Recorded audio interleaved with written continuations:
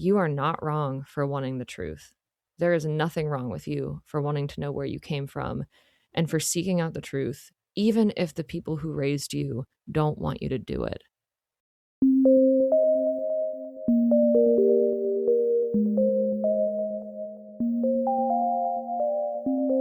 Hello, you are listening to NPE Stories. This is a podcast where NPEs can share their story. I am your host, Lily, and I found out I was an NPE through an ancestry DNA test that changed my life forever. NPE is a term that stands for not parent expected or non-paternal event. This means that one or more of our parents are not who we believe them to be. NPE Stories is a podcast where NPEs can share their story of what their original family was like, how they found out they were an NPE, and what their journey has been like since the day they found out. I just came back from a summit for NPEs and adoptees down in Atlanta last weekend. It was called Untangling Our Roots. It was put on by Right to Know and the National Association of Adoptees and Parents. It was so amazing. I got to speak with other NPEs and even adoptees about our experiences. And I even connected with birth fathers that came and significant others that came to support their NPE spouses. I had dinners and lunches and sat in on group discussions. Oh, I just feel so filled up and full of love, like so full of gratitude. I'm really lucky to be able to sit down and talk with other people that get it. Thank you so much to people that drove in even for day passes and talked with me on the breaks. I'm going to put some videos on my Patreon page. It's patreon.com/NPE stories. Because I decided I'm just going to go ahead and summarize some of the panels I went to because I listened to gems, people giving out amazing advice, great tips for things that have helped them with their healing.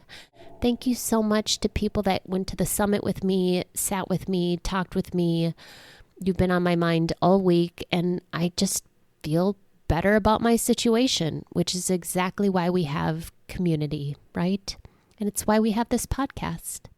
So let's get into today's story. Welcome to episode 237. Today I am speaking with Alex. Hi, Alex. Hi, Lily. How are you? I'm good. How are you? Doing just fine. Thanks for having me. Yeah, absolutely. You have a busy weekend. We rescheduled because it said you had a gig. And I was like, is Alex in a band? I am indeed in a band. Yeah, we had a show yesterday and Friday. And I'm also in grad school, so I have some classwork to do today. So it's been a busy weekend for me. And you're in grad school. That's right. You said you had to meet with classmates later today. So yes, I'm in everyone's favorite thing, which is a group project right now. So that's taking up a lot of time. Are they group members that are collaborative and helpful? Okay, good for you. Very grateful for that. Yes. But tell me about this band. Are you a singer? What do you do in this band? Tell me a little bit about this. Yeah. So my band, the Eye Traps, we're based in Vermont, which is where I am. And yeah, we're a 4-piece band. I sing and play guitar. My boyfriend plays guitar and sings as well. We have a bassist who sings. We do a lot of 3-part harmonies, and we have a really badass female drummer. So it's 2 girls, 2 guys lineup, which I really love. It's really, really fun. Oh my gosh, that's so cool. How long have you been doing this? Not that long, actually. It's been about a year.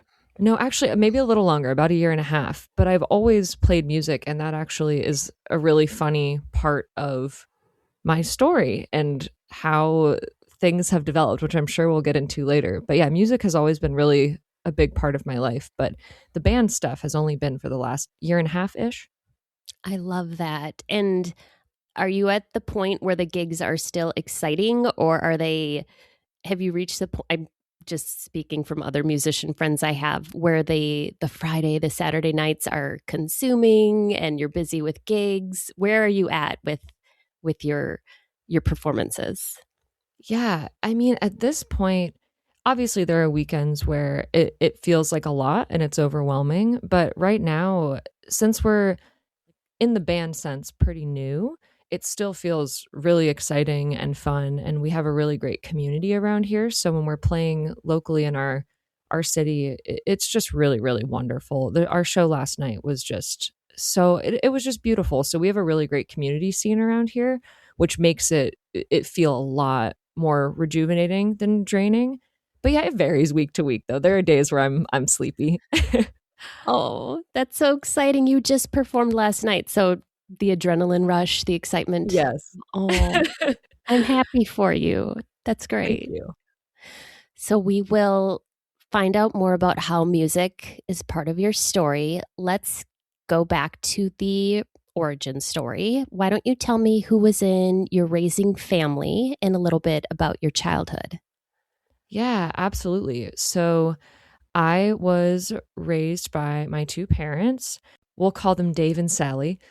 And I was raised as a biological only child. So I didn't have any biological siblings growing up with me, to my knowledge.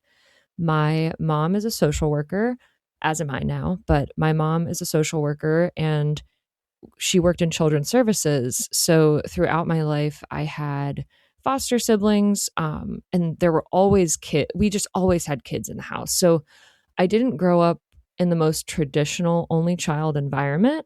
There were always kids around, kids staying the night. I had a foster sister when I was very little who did respite with us and was with us on the weekends. I had a foster brother in high school. So there were lots of kids around. So I didn't feel as lonely as I could, but I do remember pretty distinctively telling my mom over and over again, which of course I now as an adult, feel a little bad about, but I remember telling her how much I didn't want to be an only child, and how much I wanted siblings. So I really liked growing up in a house with more kids than just myself. Okay. And how was your relationship with your parents growing up? Yeah, so growing up, I was pretty close with both parents. I feel like my relationship with the dad who raised me was very, very close, especially when I was really, really little. Up until about maybe first grade age, we were quite close. He stayed home with me as my mom worked, so we spent a lot of time together. My mom and I were pretty close, but it's kind of like an opposite situation where I was close with both of them, but as I've grown up, I've gotten much, much closer to my mom and less close with my dad. So yeah, I had a pretty close relationship with both of them until about first grade. Then that's when my dad sort of stopped having much to connect with me over. I think he didn't really know what to do with me after I was not so little anymore. So our relationship did become much less close. He was obviously still a part of my life. My parents were together, but yeah, we definitely weren't as close. I also did grow up in a very conservative Christian environment, which, definitely impacted my relationship with my parents and created like a lot of resentment, to be honest. Thankfully, my mom is no longer participating in that like lifestyle, and neither am I. And we've gotten really closer and have done a lot of healing since then. My dad still is pretty involved in that sphere, so that is definitely a bit of a rift between us. And like there's no shame in believing what you believe. I just think that sometimes extreme versions of any belief system can be really traumatic for kids, and that was definitely an unfortunate piece of how I grew up. Oh, yeah, absolutely. I know what you're talking about. A lot of people do. Yep. Are your parents still together? Oh man, they are not. Do you want me to get into? You know what? It sounds like that might be further down the story. So how about I ask one more childhood question here? Of course. Okay. Did you have any warning signs that you were an NPE?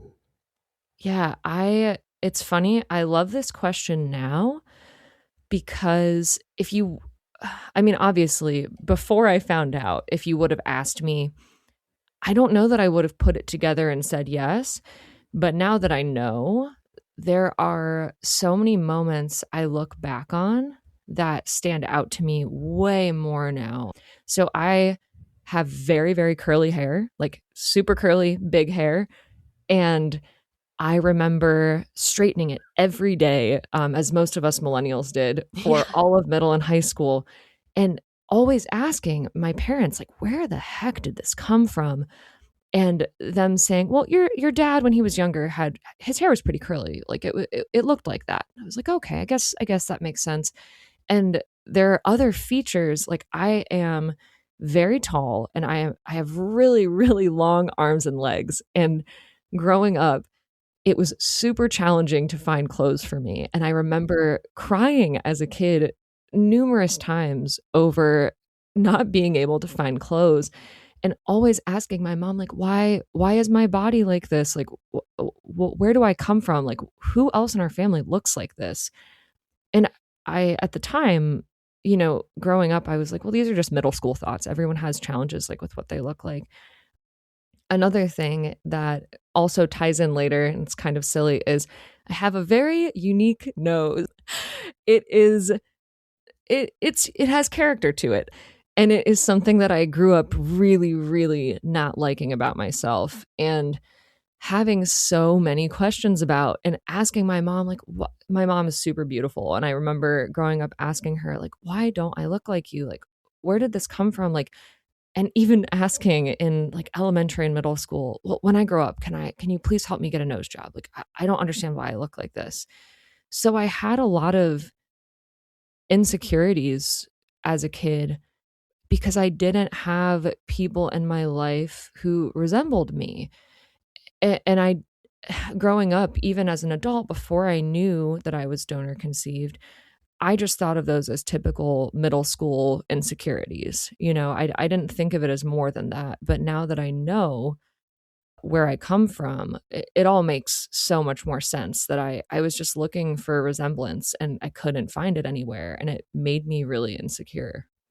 Yeah. And one more thing that also has stood out to me since discovering that I'm donor conceived is how I like thought about my own health. So the dad that raised me actually had a heart attack pretty young, in his early 50s, and always had high blood pressure. And I remember when he had his heart attack, he actually had to have open heart surgery, and it was really, really intense.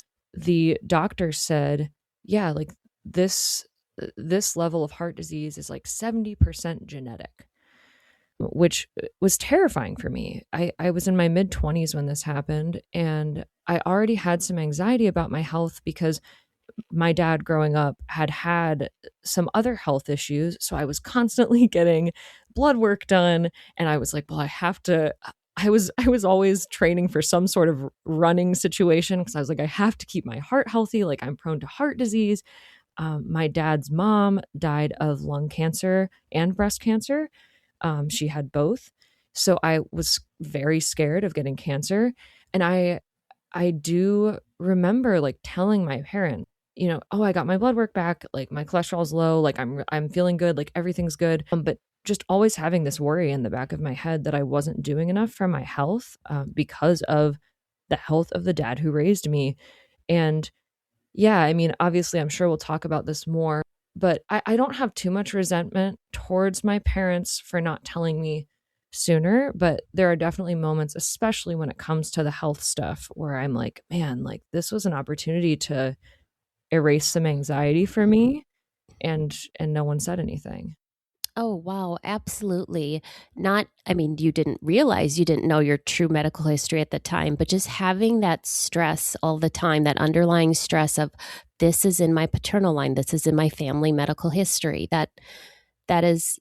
rings so true for us.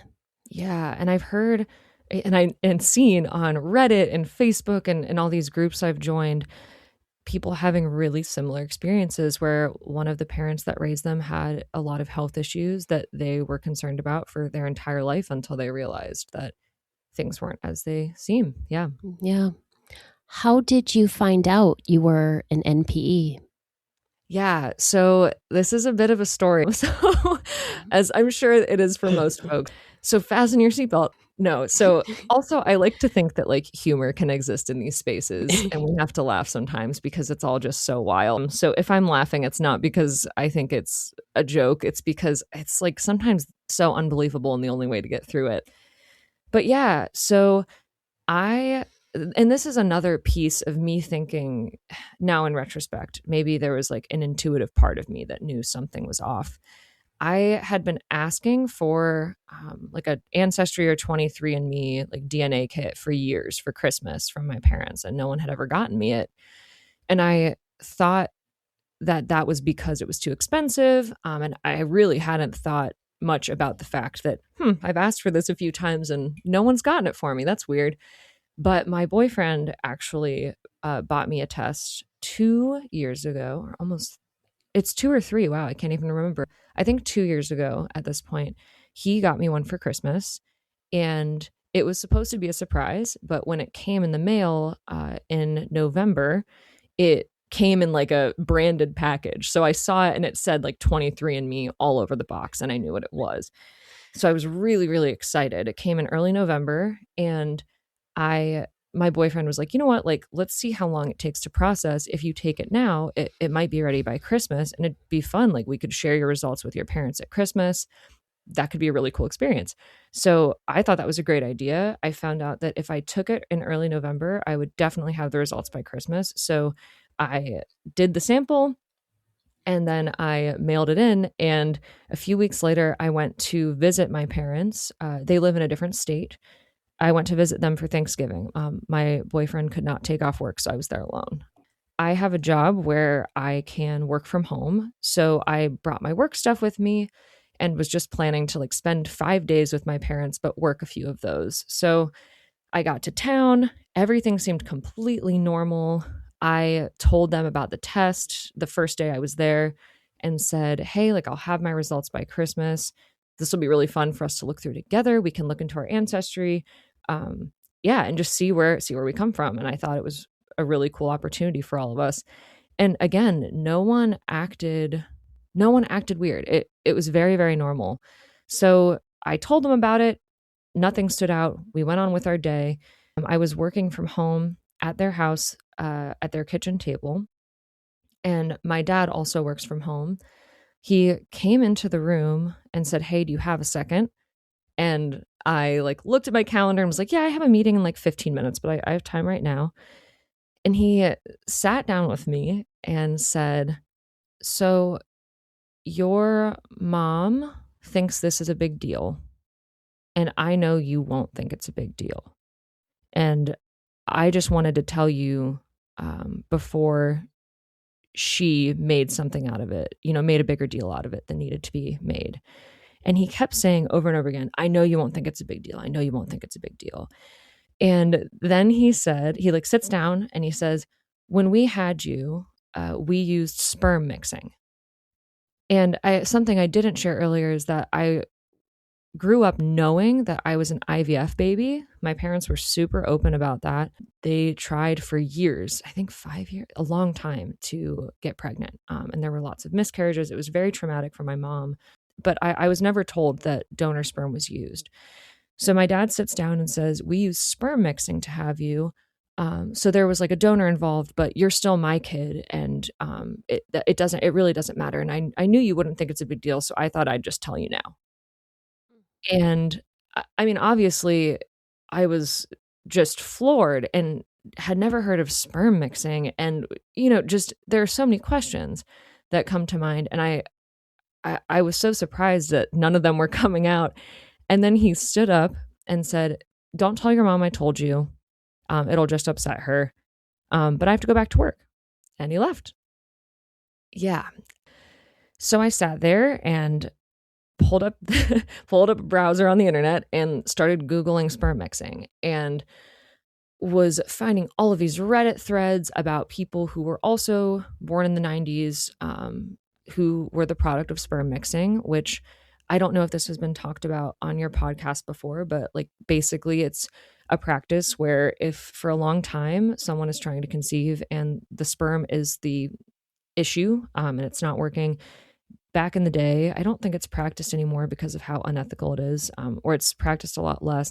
They would mix the dad's sperm with donor sperm to get the person pregnant, and then you technically could say that you didn't know who the father was, and you could blindly say that it was, the dad in the situation. So it was kind of like I don't want to sound insensitive, but like kind of coddling the man. Mm-hmm. Yes. And saying, we don't have to know. You don't have to say, we can just guess that it's you who's the father if your wife gets pregnant from this sperm mixing experiment. So, yeah. So I found out a lot of stuff, and, it basically became obvious to me pretty quickly that I was likely from the donor. But yeah, so I was told not to tell my mom. At this point in my life, a few years ago, my mom and I are super, super close. So immediately I'm like, oh my God, like this, it was very stressful because I'm in the house with her and him. And for the next few days, I am texting him while in the house with my mom. And I'm saying, please, can we tell her? Like, this feels super, super uncomfortable for me. Like, please, can we sit down? He kept saying no over and over again. And this texting is going on while we're like in the same room at times. And I'm just asking to have the conversation. Finally, on the last night that I was in town with them, I'm in the spare room doing whatever, I don't know. And my dad came into the room and said, hey, get ready to act. Your mom's coming in and we're going to pretend to tell you. And you should pretend you haven't heard it. So my mom came in the room and told me about using the donor sperm, and she did a really, really amazing job. It was exactly how I should have been told. She apologized for not telling me sooner, and also told me that if we discovered I had siblings, she would fully support me trying to meet them, really wanted to help me connect with whoever I wanted to connect with, said she would call the clinic they used, just was being extremely supportive. My dad, at one point during that discussion, stormed out of the room when she brought up the siblings piece. He was very upset by that and said that I wouldn't actually have siblings. No one would be related to me. Just a lot of denial. And when he left the room is when she very realistically told me, I need you to know that I'm 100% sure you're from the donor. I don't want you to question it. I don't think that the man who raised you is your dad. So I had that conversation with both parents, and I also will say that after that, I had called my boyfriend, and we had always joked that Dave, who raised me, was not my dad for many reasons.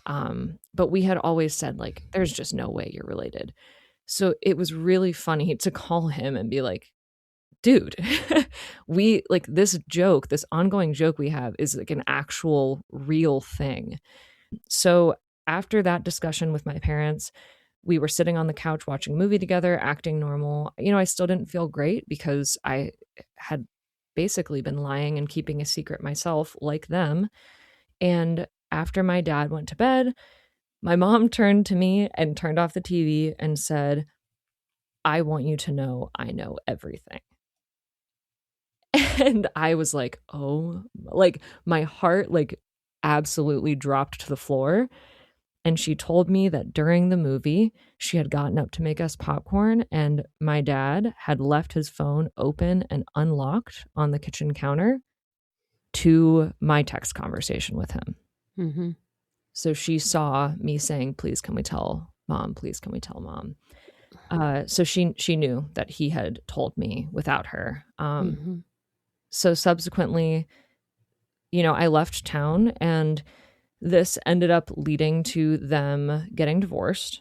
Mm-hmm. Obviously this wasn't the only reason. There's always way more to it, but this was definitely the straw that broke the camel's back. So this big secret that my parents kept from me led to more secrets that ended up, ending their relationship. Yeah, so it was a lot of change all at once for me. And the moment I landed back in my state where I live, I actually got the 23andMe results like 3 weeks early, and they hit my inbox as soon as I landed back in the state. And I can pause there. I know this is a long Yeah. story. I'm just listening to you with a lot of compassion for you. I do have to go back Yeah. and say that when your dad telling you, your raising dad saying this, I know you won't think this is a big deal. At really, I really didn't like him saying that to you. That felt, I don't I don't know if that's his denial or if that was kind of a manipulation Mhm. tactic, but it's almost like he didn't want you to have a Mhm. reaction to it. Oh, Yeah. yeah, Yeah. and that's something I've been obviously in therapy and, doing a lot of work around, because this kind of opened up like the Pandora's box of that relationship and just brought attention to the fact that like my raising dad, and I still love him, like two things can happen at the same time. And that's like a big part of my story. I care for him, but a big piece of our relationship is that for a lot of my life, he was very emotionally manipulative and inappropriate towards me. There was a lot of confiding in me at a very young age, telling me to keep secrets. And I realized that I had been almost primed for this situation by the time it happened. The asking of like, don't tell your mom was really normal. So much so that it I didn't think to even go tell her, and I could have. So that manipulation, whether intentional or just due to like emotional immaturity or whatever you want to call it, was Yeah. present for all of my life. And this situation definitely kind of like, brought it to light. Yeah. Let's go into you're back in your home state, and why don't you continue with what happens from there and how you were feeling? Yeah. So this is where I swear we all should just have movies about our individual experiences because so many crazy things happen. So this is where it gets even weirder. I land back in my state and get the notification that my results are in. I'm on the plane. Like we're not even off of the plane. We're sitting on the tarmac and I like can't wait. Like I like want to see it right then. So I like click the button to load the family tree. And the only close relative I have is a freaking half sister. And like, so yeah, so I'm floored because I've always wanted siblings, didn't know if I'd have any. But the craziest part was I knew her. We Oh, went to high school together. oh my goodness. And her and I like she's very private, so I'm going to try to like be pretty careful about how I word this. But her last name is the last name of like a really big family in my hometown. So I went to high school with her and her sister, which turns out to be my other half sister. So I have two half sisters that I went to high school with. They were both within like 2 grades of me. So we were there at the same time. So this wild, wild connection. So yeah, her name came up and I immediately was like, oh my God, like this is unbelievable. And that kind of sent me down the rabbit hole of like, first knowing for certain, okay, I'm not related to the dad who raised me, obviously, because I have this half sibling. But that sent me down the rabbit hole of creating a family tree and trying to find my donor. So your half sister that showed up, she was raised with another sister who she's the same donor. Is that correct? Yes. Side question, did that family purposely pick the same donor for their two children? So I am assuming yes. Mm-hmm. I don't know because it's a really complicated situation. My half sister doesn't, and I like respect this. She does not really want anything to do with any of this, and she actually has not told our shared sister, her sister, Mm-hmm. or her parents about any of it. Which I come, it's so different for every family, and I'm not going to get into like all the dynamics there, but Yeah. yeah, she has not shared with them. So I don't know too many details of their story, and she actually doesn't either.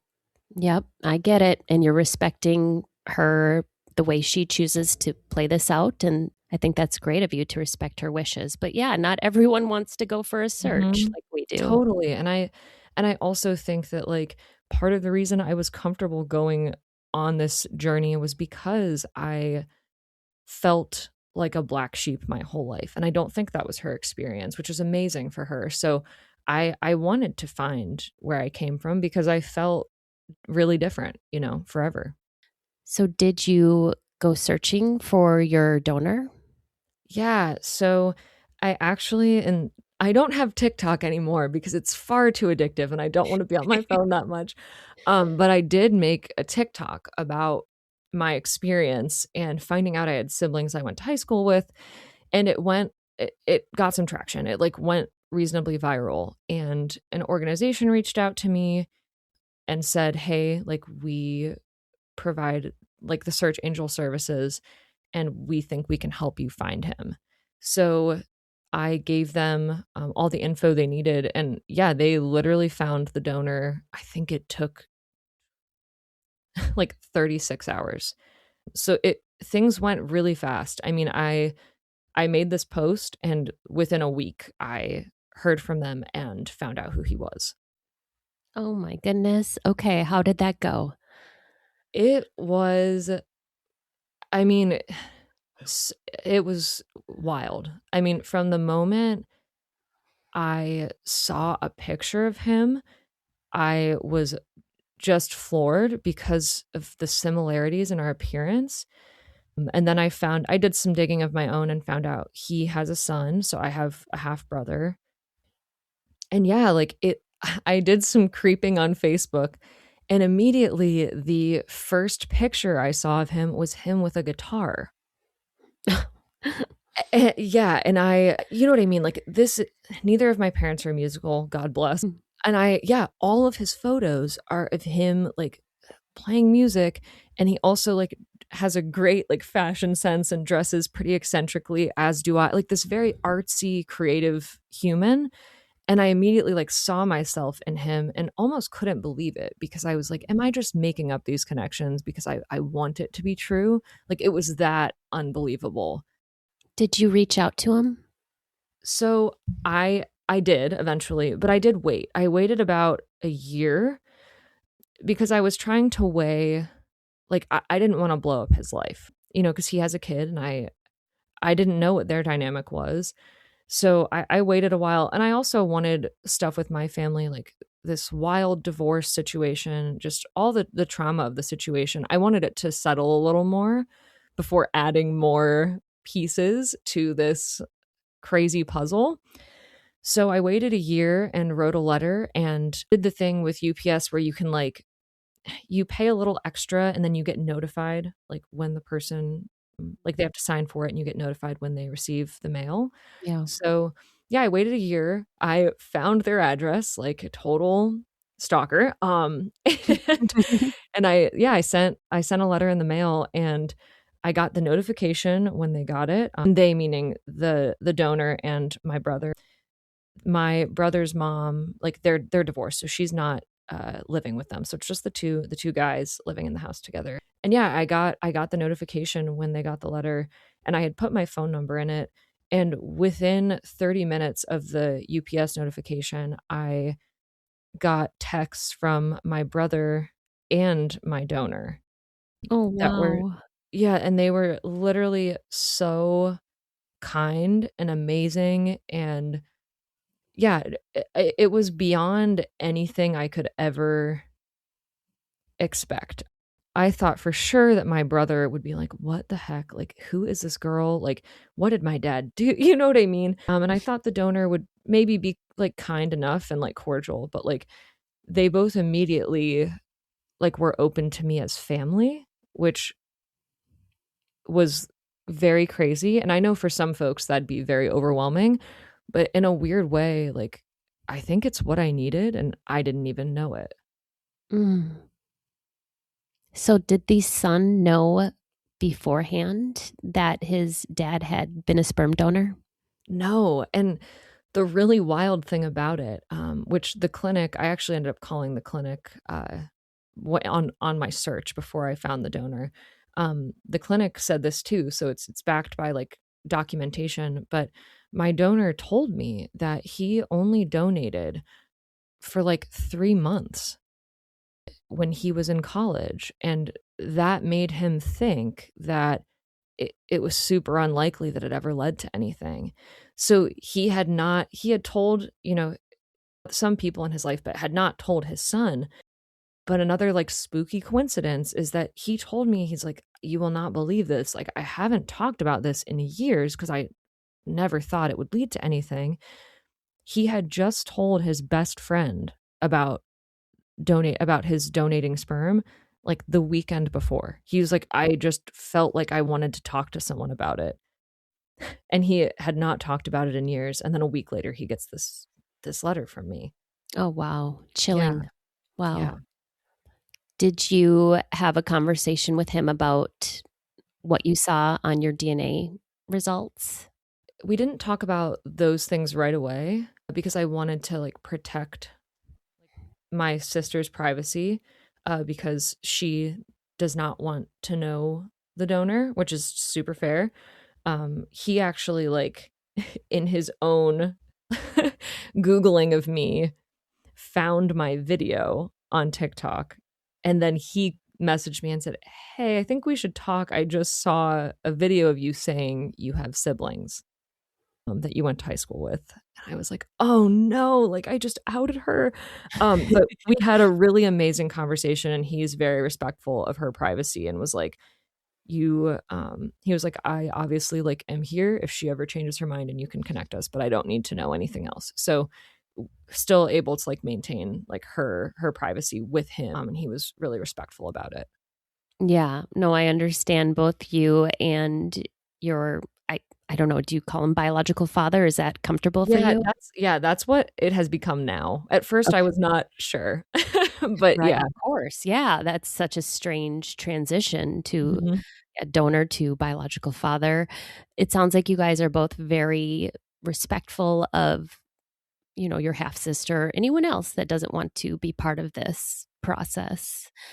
But is it now you guys have, could we say, is you have a relationship with your biological father and your half brother? Yeah. Oh my gosh. Yes, we absolutely do.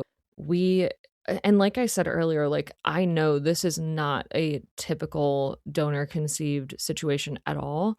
And I acknowledge that like this would be really, really weird for some people and they would not like this. And others are probably envious that it has worked out for me this way. And I feel super, super grateful and lucky.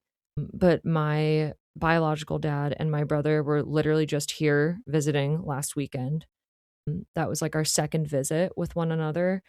And the connection is unlike anything I've experienced in my life. Like my brother is I've never felt anything like I feel when I'm with him. Like the bond, the connection is so wild. They both are really incredible musicians, so we get to play a lot of guitar and listen to a lot of music when we're together. We just have a really, really great time, and the connection has just been so seamless. Like it doesn't feel real sometimes, and it honestly, until recently, would scare me every so often that it felt so natural. But I'm like learning to be okay. Like sometimes things are just okay. Like sometimes they're good, and that's all Yeah. right. That's so crazy. You have this genetic mirroring, this resemblance, people that are biologically related to you, and this seamless connection that it must feel pretty nice. Oh yeah, and it is funny too. My bio dad, he has the funky nose that I have been blessed with, and he told me that one of our first conversations on the phone was about like how we look similar, and he brought up the nose and said, oh my god, like do you have this freaking nose? And we had a really good laugh about it because I didn't even have to say it for him to bring it up and ask if he had given me this nose situation, and it has become a bit of a joke between us.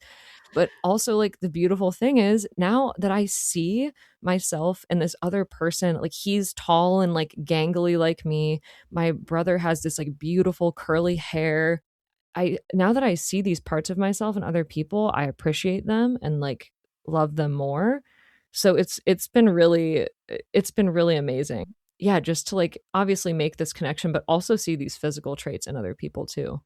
Mm, gosh, that's so crazy. I'm assuming your half brother is younger than you. I'm just guessing. Yes. Yeah, great guess. Yeah, he is 6 years younger than me. Yeah. And your biological father donated it in college years, so he was Mhm. probably maybe between in his young 20s or even a teenager.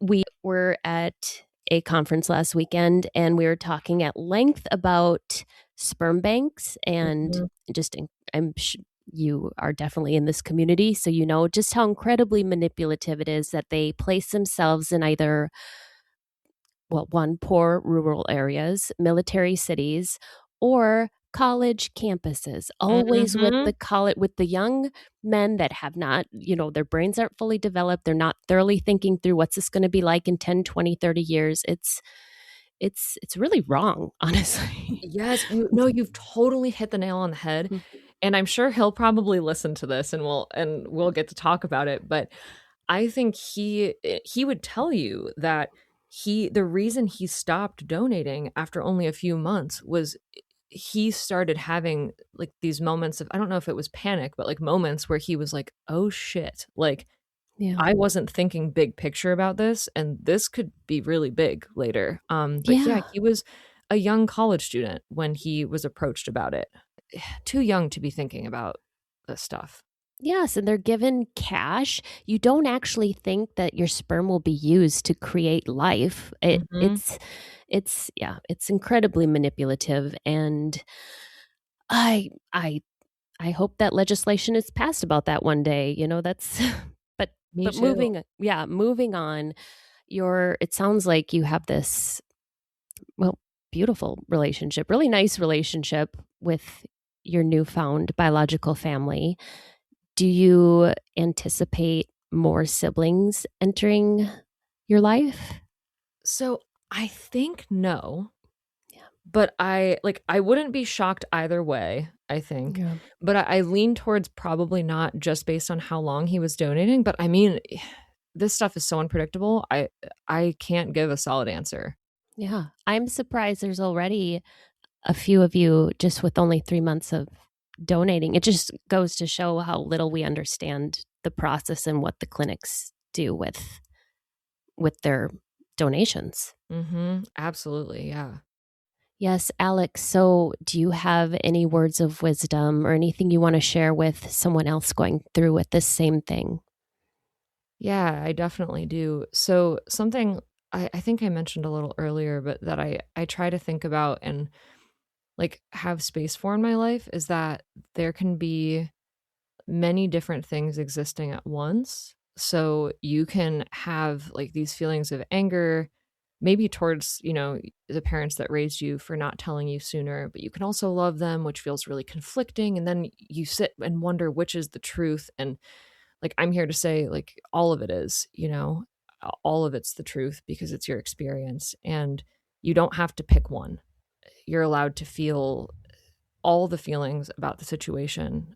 These are complicated situations and they include complicated feelings and lots of people's complicated feelings. And I also want to say, and this is like a little more opinionated, but like you are not wrong for wanting the truth. There is nothing wrong with you for wanting to know where you came from and for seeking out the truth, even if the people who raised you don't want you to do it. We're human and we want to know where we came from and we deserve it. Mm, I love that so much. Alex, if people wanted to get in touch with you or know more about your story, could they do that? Yeah, absolutely. So I primarily on my Instagram have just started sharing a little bit about my story. I'm still like, I still try to be a little careful just because I want to like maintain the privacy of certain people in my life. But yeah, I actually recently made a post about my situation that got a lot of attention. And I was able to have some really awesome conversations with other donor conceived and NPE folks about their situations and just like share mutual support and admiration for one another's journeys. So if anyone wants to reach out to me, Instagram is like my preferred means, and you can send me a message. My Instagram is bedhead_babe. The big hair it's everywhere. So yeah, BEDHEAD_babe. I love that. I will put the link in for your Instagram handle down below. Thank you so much, Alex, for coming on today. It has just been a pleasure listening to your story, and you have such a nice voice. So I'm going to have to look up your band as well. Oh my gosh, I'm so flattered. It's very different when I'm singing, so it's nice to hear that it sounds good when I'm speaking. It's been really great talking to you. These stories are here for us to identify with. If you are an NPE and would like to share your story, email npestories@gmail.com. You do not have to give any identifying information. If you are an NPE and would like to share your story, I'd like to hear from you. Subscribe to this podcast to hear more. Come heal with us.